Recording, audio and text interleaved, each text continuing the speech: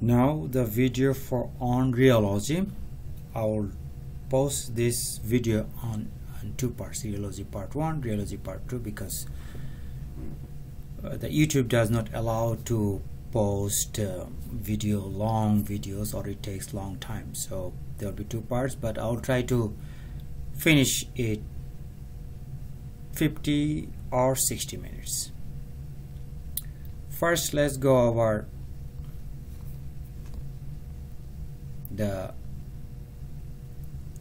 learning objectives, what we'll learn about rheology, and also we'll learn about the application of rheology in pharmaceutical processing, some of the laws. Always you have to know some laws, and differentiate between two types of flow, Newtonian and non-Newtonian flows, and some of the new terminologies, completely new terminology, and how you determine the method of viscosity and rheological properties, the method for determination, and also you should be able to identify some rheological behaviors. First, rheology and viscosity. Rheology comes from Greek word, means to flow, and logos, always you know the signs. Rio in Spanish, you probably know, is called Rio, river. So, and first what was suggested by these two scientists, Bingham and Crawford. Sometime that's why it will come the Bingham bodies. Sometimes you will see some of the terms. And then viscosity, an expression of the resistance of a fluid to flow. So how you can measure, or viscosity has an liquid has an ability or resistance. All liquid, depending on the liquid, has some resistance to flow, and this resistance, if you can measure, is called viscosity. Higher the viscosity, greater is the resistance. Most of the time you can say the thicker the substance, the greater will be the resistance to flow. And it is important for a number of formulation: emulsion, suspension, cream, tablet, coatings, and also help prepare some of the formulation for smoothness and consistency. What is the application of rheology in pharmacy? First application it will help you understand and troubleshoot pharmaceutical processing. First, you know, all dosage form has to come out from those tubes, must pass through the orifices, including pouring and packaging in bottles. All the injectable must pass through needles. So if it is too thick, it's not going to pass through the needle, but it is too thin, for example, if you put in a collapsible tube, all them will come out. So removal from jars and extrusion from tubes, spreading, adherence, all this depends on viscosity. You cannot pump flow, or you cannot pump liquid through pipes if it is too viscous. So this is important to know the viscosity. If you do not know viscosity, we will not be able to pour like this one, we will not be able to apply, we will not be able to inject. So many dosage forms, especially liquid dosage form, require viscosity, and also semi-solid. For example, in case of ointment, cream, we have to know the rheologic property of those substances or products. First, Newtonian and non-Newtonian flow. Newtonian flow is the liquids that follow Newton's law of flow. We'll come back to that, what is Newton's law of flow. And viscosity does not change with the change in shear rates. First, liquids flow follows Newton's law of flow. I will explain in a minute what is Newton's law of flow. And another is Newtonian flow. Viscosity does not change with the change in the shear rates. I will define the shear rates in a minute. And non-Newtonian system, flow does not follow Newton's, and the viscosity changes with the increasing shearing rate. So now I have to explain to you what is Newton's law of flow and what is Shearer's. Let's go back here. I'll come back to these slides. First, Newton's law of flow. What is Newton's law of flow? I will first read and then try to explain. Newton's law of flow assumes a block of liquid composed of parallel layers of liquid similar to the deck of a car, like this one. So the bottom layer of the liquid is fixed. When you apply force on the top layer, in this layer, when you apply force on the top layer moves at a constant velocity. The lower layer moves with a velocity or a speed proportional to its distance from the fixed bottom layer. So here, let's go back to one illustration. So Newton, you know, this is 16th century scientist, he proposed that liquid is nothing but the layers like this. One layer, two layer, three layer. Liquids moves stay like this layer. When you move the upper layer, this one, when you are playing with this layer, for example, you are trying to move, this layer will move, this upper layer will move, but this layer is fixed. So when you are applying force here, this upper layer starts moving, and the subsequent layers, the distance, there's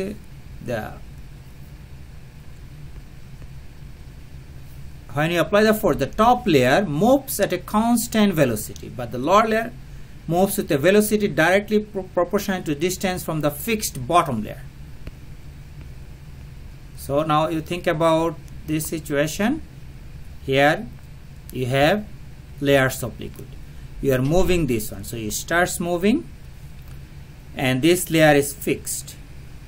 This is fixed, and this is moving. What is going to happen in these layers? So movement of these layers will depend based on the distance from the bottom layer, bottom fixed layer. So this distance, for example, this one has a distance from this, so this depends on the distance from the fixed layer. So here there is a distance. Here, if you think about, these are layers, here, here. So these layers, subsequent layers, moves depending on the how far they are from the fixed layer, fixed bottom layer. That's why they are saying these cards. So card moves, and based on these other cards move depending on the how far they are from the fixed layer. And this is how it's trying to explain these figures. So again, Newton's law of flow, you have to remember, these are assumptions, you know, that these are theory.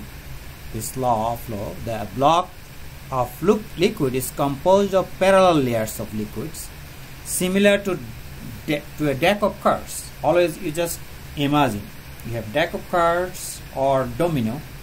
If you push the top one, it will move, and then the subsequent one, the bottom layer one, lower moves with a velocity directly proportional to the distance from the fixed layer. So this is Newton's law of flow. So what are those now? Rate of shear.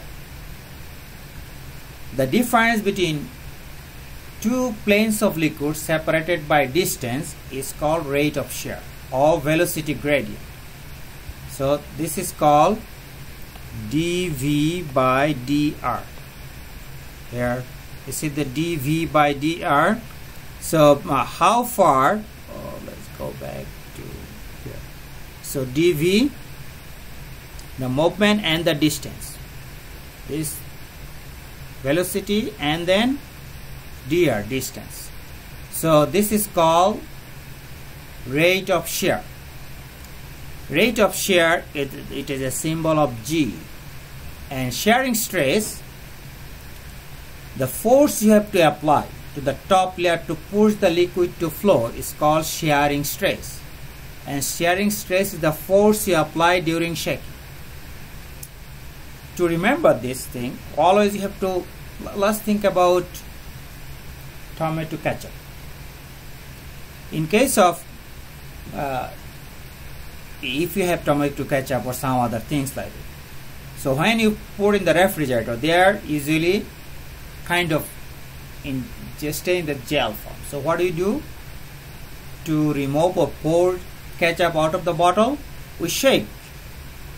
Now, this shake is the force, stress, and then upon shaking, liquid starts to move, and this is the rate of shear, or it's called mobility of liquid. This, if you do not remember those, the rate of shear, or scientifically, if you try to explain, rate of shear is that dV by dRe. Here it is. This movement, rate of shear, is the mobility of the liquid, and the force you apply to move the liquid is called shearing stress. So always you have to think about a tomato ketchup or any other liquid thing. We do this thing all the time in our daily life, that you have something in the refrigerator. So what do you do first thing? Is not coming out of the bottle. You shake. You shake, and then when you start shaking, the liquid starts coming out. The force you are applying, or the force you are applying to shake the bottle, is called shearing stress. You are applying some stress. Because of the shearing stress, liquid starts to move, and this is called rate of shear or mobility of the liquid. This is called rate of shear or mobility of the liquid. So, and if you go by Newton's definition, the difference in velocity, which is dV, between two phases of the liquid separated by distance dr.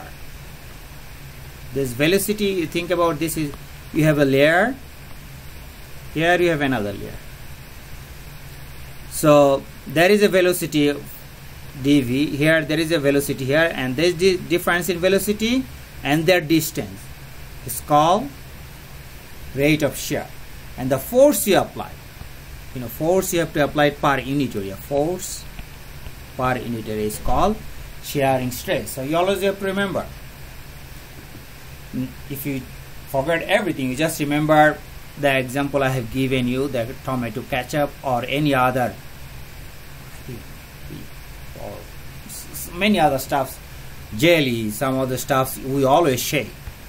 This shake, the force you apply is called stress, and then after application of this force, liquid starts to move, and it is called rate of shear or shearing rate, and this is also called mobility. So rate of shear, shearing stress. So this rate of shear and shearing stress. So we now know what is Newton's law of flow. Newton's assumed that lower layer, when you apply a force on the top layer moves at a constant velocity, and lower layer moves with a velocity directly proportional to the distance from the fixed bottom layer.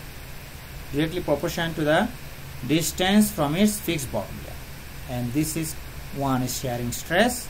In case of ketchup, we apply force, and that force is called shearing stress. Because of this force, liquid starts to move, and this force, mobility of the liquid, is called shearing rate. So now Newton's law of flow. Newton's law of flow: higher the viscosity of a liquid, greater is the force per unit area to produce certain rate of shear. So based on the viscosity, this is the force per unit area and the shearing rate, and there is a proportionality constant. The relationship is explained by this equation, and where this nu is the viscosity coefficient or viscosity. This equation you can also write, you know that f prime a is equal to, here we have put f, and dV by dr, which is, so it is F by G. So viscosity is defined by the force per unit by divided by the shear rate. So Newton's law assumes the higher the viscosity, greater the force per unit area. As you can imagine, that means the thicker the liquid, you will need more force to apply, so the liquid starts moving. And this is the equation. There will be no problem using this equation, but you have to know this equation. And always you have to remember, if you go back to that force per unit rate of shear or shearing stress, and that rate of shear is dV, and they're here. So the force you apply proportional to dV by dr, and this is your viscosity. Okay, so Newtonian flow, and what happens in case of, as I have mentioned, based on the shearing stress, rate increases. So if you increase shearing stress, that means if you increase the force, liquid will move directly based in proportion to the force you apply. And the viscosity, there will be no change. When the liquids move, no change of viscosity. So this is Newtonian flow. Newtonian flow, one of the first character, no change in viscosity with shearing rate. No change in viscosity. Viscosity is constant. Here, with the application of the shearing stress, rate of shear increases. This is directly proportional. So this concept you have to remember, that what is that Newtonian flow? Newtonian flow, constant viscosity and shearing rate. Shearing rate is proportional to shearing stress. This is Newton's law. And then units of viscosity is force, defined as the force you need to produce a velocity of 1 centimeter per second between two parallel layers of each liquid, this area separated by 1 centimeter. So always you have to think about the force you apply, that means F, and then velocity is 1 centimeter, V is 1 centimeter per second, and the area of the liquid is 1 square centimeter, and this is called pause. And centipause is the convenient of this 1 centipause is 0.01. So in CGS unit, pause in dime second per square centimeter or gram seconds, but you just have to, this pause is widely used. So you have to remember unit of viscosity, pause and centipause. So now review. Defines Newton's law of flow. Newton's law of flow says this one: force applied is equal to dV by dr. That means viscosity, higher the viscosity, more with the increase, let's go the direct definition, that higher the viscosity of a liquid, greater is the force per unit area. And then differentiation between Newtonian flow and non. We have not yet discussed what is non-Newtonian flow. That means non-Newtonian flow that does not follow these rules. For example, here non-Newtonian flow, it says viscosity doesn't change. Here it is saying that shearing rate depends on shearing stress, directly proportional. Non-Newtonian flow does not follow these rules. Define, understand the shear rate and shear stress. Shear stress is this one, and shearing rate is dV by dr. This is This I have said before, it is force, and this is mobility. Poise, centipoise are units of viscosity. If please try to review this material over and over, because I am going to ask questions from there. So now rheogram. Rheogram are, if you plot G against shear stress, is called rheogram. So for example, here the shear rate and G, this is a rheogram. This is a rheogram. When you put shear rate, shearing stress against rate, it is a rheogram. And also known as consistency curve or flow curve. Describe the rheological properties of a dosage form, which based on this curve, you can see that a Newtonian system rheograph is expressed by this. G is equal to F, small f, and big F. So is expressed by a straight line passing through the origin. Like Newtonian one is this one. G, if you put G and F, it will pass through the origin. And the slope of this line, F, is the fluidity, which is just reverse of viscosity. So that means if you know fluidity, F, viscosity, so viscosity will be 1 over F. So for non-Newtonian system, greater the slope of line, greater is the fluidity, lower is the viscosity for Newtonian system. So we are talking about all Newtonian systems. Again, this is a little complex, but if you try to focus or try to understand what I have explained in the slides, Newtonian, as I have said, Newtonian system is always like that. F by G, and it goes through the origin, and the equation is G is equal to F. G is equal to F. This is the slope of this. F is this slope, and this F is called fluidity. So just remember, in Newtonian system, slope, in Newtonian system, this slope is called fluidity, and inverse of fluidity is viscosity. I am marking with different colors. Inverse. These are simple definition. If either you know it or you don't know it, so just remember. For Newtonian system, greater the slope of the line, greater is the fluidity, then lower is the viscosity. And now let's go back to that. Fluidity is the reciprocal of viscosity. Something, no? The fluidity is the reciprocal of viscosity, and another is called kinematic, is the absolute viscosity divided by the density of the liquid, and this are called Stokes centistoke, the unit for viscosity, kinematic viscosity, Stokes and centistoke.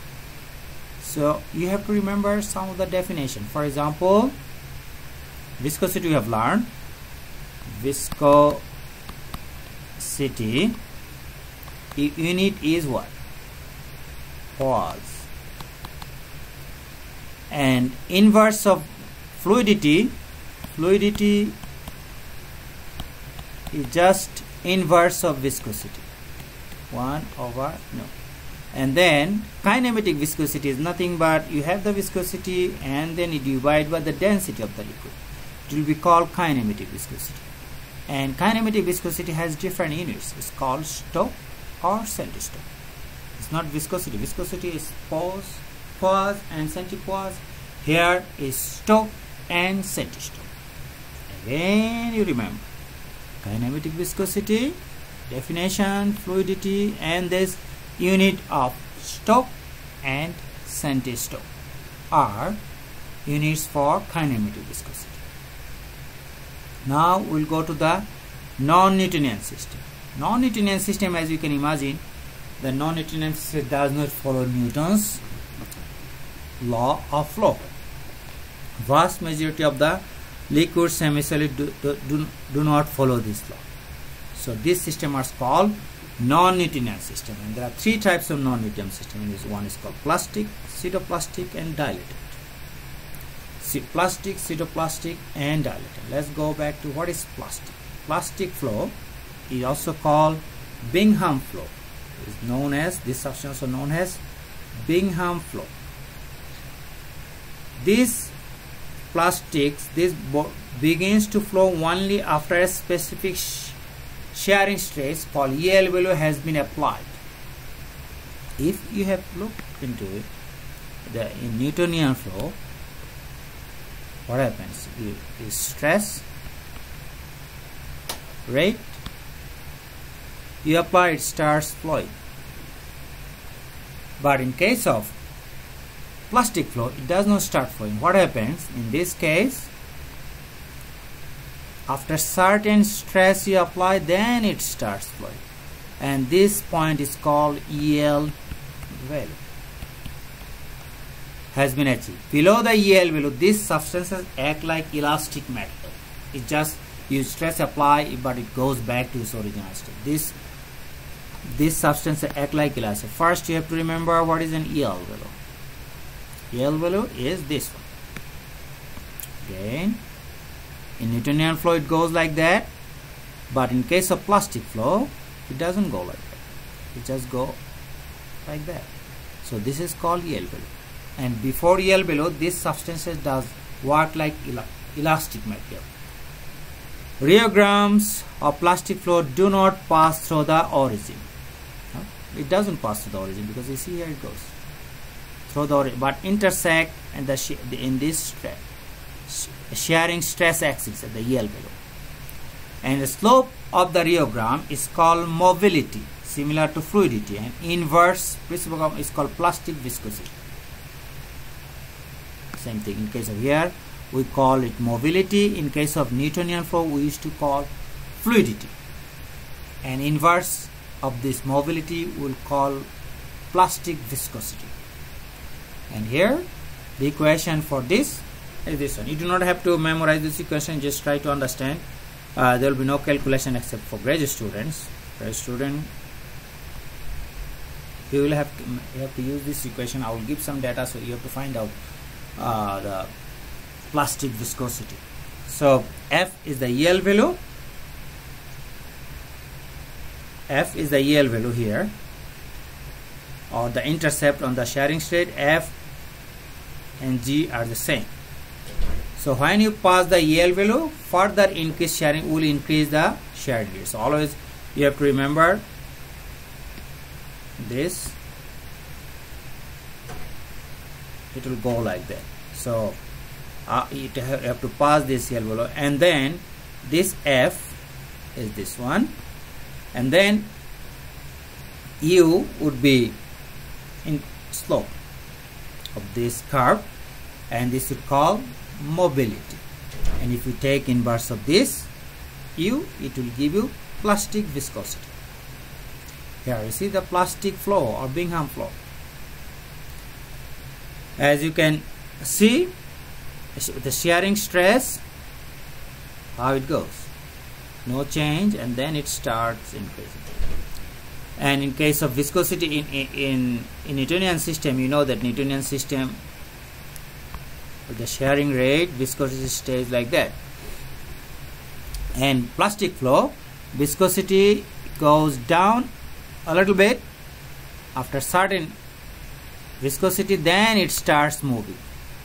You see how viscosity changes, and then it starts moving. It's called, that's why the difference between Newtonian flow and non-Newtonian plastic flow. Here again,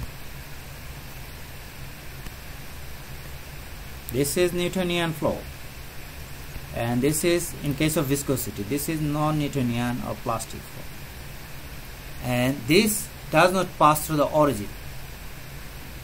This non-Newtonian flow rheogram does not pass through the origin, but Newtonian flow rheogram, yes, they do pass through the origin. So this are plastic and pseudoplastic flow and pseudoplastic flow. So here we have plastic flow, now pseudoplastic flow. It's called shear thinning. What is shear thinning? This material begins to flow when a shearing stress is applied, exhibit no EL value. So it does not exhibit any EL value here. But there are some properties.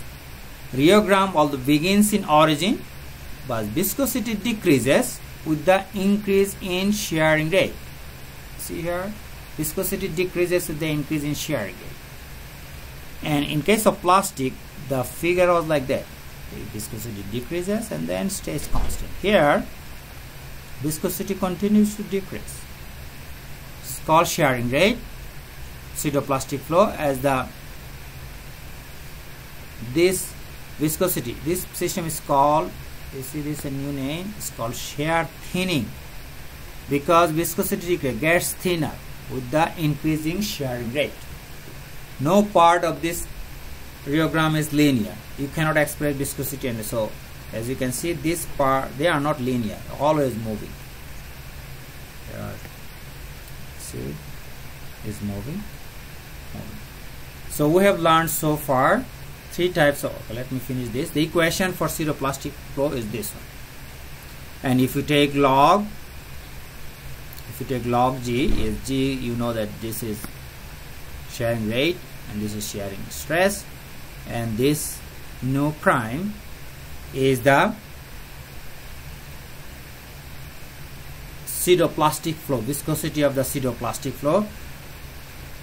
So a plot of log G against log F will give you a straight line, and then you can determine. But from the student, you just have to focus on the equation. Though this is an equation for pseudoplastic flow, there will be no calculation using the equation. And although many pseudoplastics fit in this equation, some may not follow this equation. So again, to summarize three of the flow, let me finish another flow. So here, what is rheogram? Rheogram is when you put shearing stress and rate, it will give you a curve. This is called rheogram. Rheogram fluidity is inverse. Fluidity is inverse of viscosity, and this mobility is inverse of also viscosity, but it is, in this case, it is for plastic viscosity. And kinematic viscosity is this one, viscosity by density. What are the different types of non-Newtonian flows? Non-Newtonian flow, one of them we have learned, pseudoplastic flow and plastic flow. Pseudoplastic flow and first plastic flow. The differences between, let's go back. What are the differences between plastic and pseudoplastic flow? What are Bingham body and Bingham flow? Okay, first let's finish this. Bingham flow and Bingham body is nothing but plastic, just another name, plastic flow and plastic body. So main differences between these three systems is a Newtonian flow. Rheogram is like that, stress, rate. What happened to viscosity? Viscosity stay like that. Viscosity here, rate. This would be called Newtonian system. Newtonian flow. Now if you go back to the plastic flow, there are two types of Newtonian. There are many times I am going to explain one after another. Here, plastic flow. In case of plastic flow, rheogram is like that, and this is called EL value, and viscosity changes initially and then stays constant. And in case of pseudoplastic flow rheogram looks like this. It start from the origin, and what viscosity goes down. So this would be called pseudoplastic flow. I will stop here for the time being. then I'll come back the post rest of the material.